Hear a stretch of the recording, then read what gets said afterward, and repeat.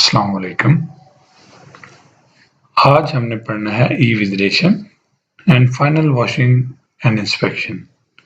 Last lectures के अंदर आपको shackling, slaughtering, scalding and plucking पढ़ा दिया गया था। उम्मीद है आपको उसकी समझ आ गई होगी। चलिए आगे चलते हैं और पढ़ते हैं इविजरेशन।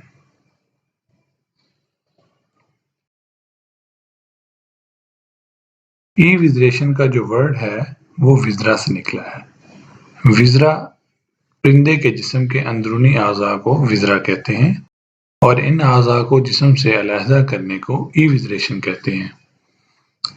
ये तस्वीर के जरिए आपको समझाने की थोड़ी सी कोशिश की गई है कि इविजरेशन किस तरह से की जाती है। ये आप देख सकते हैं कि ऊपर से एक प्लंजर है जो कि मुर्गी के अंदर इंसर्ट किया जाता है। इंसर्ट करने के बाद इस प्लंजर को एक मूवमेंट दी जाती है और इसको लेफ्ट साइड से राइट की तरफ टर्न किया जाता है। आप ये भी देख सकते हैं कि प्लंजर की निचली साइड पे एक हुक बना हुआ है जो कि ड्यूरिंग मूवमेंट नीचे से विजरा की बॉडी के साथ अटैचमेंट को खत्म करता है और उसके बाद अगले स्टेप के अंदर इस प्लंजर को बाहर की तरफ पुल कर लिया जाता है, जिसके जरिए विजरा प्लंजर के साथ अटैच होकर कार्केस से बाहर निकल आता है। इविजरेशन से पहले एक स्टेप आता है जिसको हेड रिमूवल कहते हैं।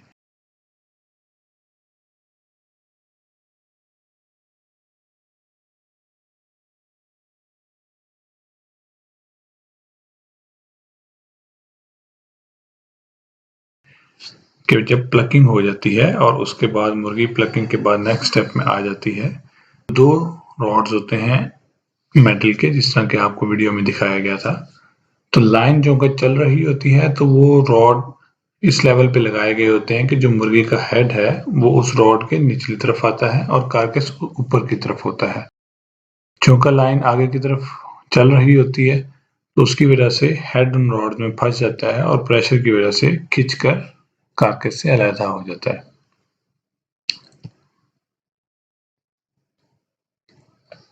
ये दो तरीके हैं, ऑटोमेटिक और मैनुअल। इविजरेशन के मुख्तलिफ प्लांट्स के अंदर ऑटोमेटिक तरीके से भी इविजरेशन की जाती है कि रोबोटिक मशीन्स खुद ब खुद विजरा को कार्केस से बाहर निकाल देती है।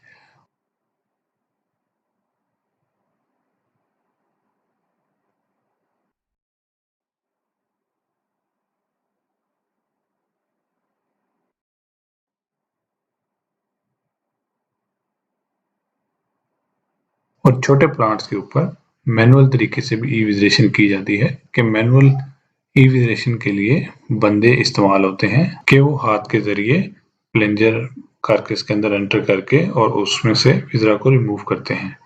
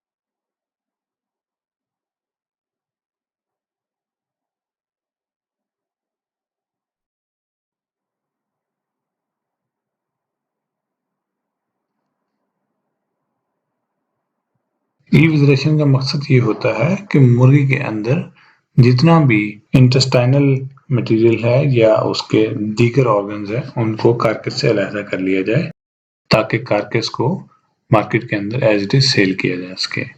अगर इविजरेशन नहीं की जाएगी तो कंटेमिनेशन के चांसेस बहुत ज़्यादा बढ़ जाते हैं।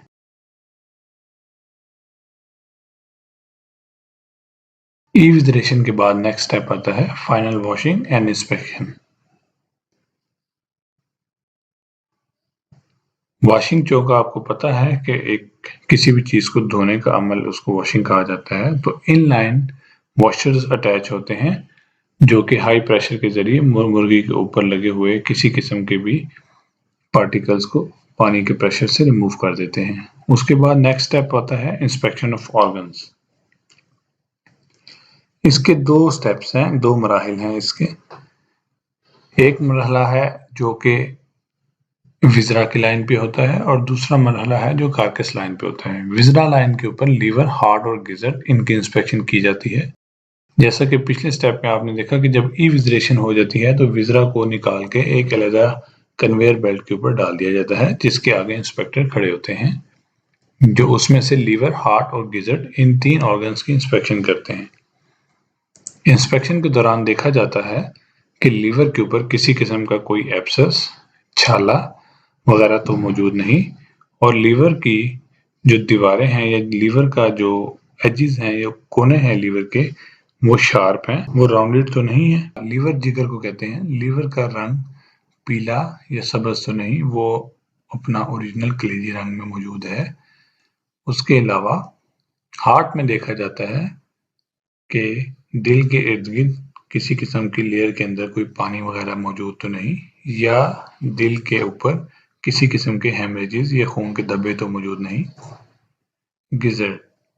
गिजर्ड पोटे को कहते हैं। पोटे के अंदर देखा जाता है कि पोटे का रंग सही है, कहीं पोटे का रंग तब्दील तो नहीं हुआ या पोटे के अंदर की तरफ जो लेयर होती है उसके ऊपर देखा जाता है कि किसी किस्म के खून के धब्बे तो मौजूद नहीं। कार्कस लाइन के ऊपर बॉडी कैविटी को देखा जाता है कि कार्कस के अंदर किसी किस्म के कोई फ्लूइड तो मौजूद नहीं, यानी कि माया मादा तो मौजूद नहीं, किसी भी रंग का, सब्ज हो सकता है, पीले रंग का हो सकता है। उसके बाद कार्कस के ऊपर ये देखा जाता है कि कार्कस के ऊपर किसी किस्म का नील या कोई खून के धब्बे तो मौजूद नहीं।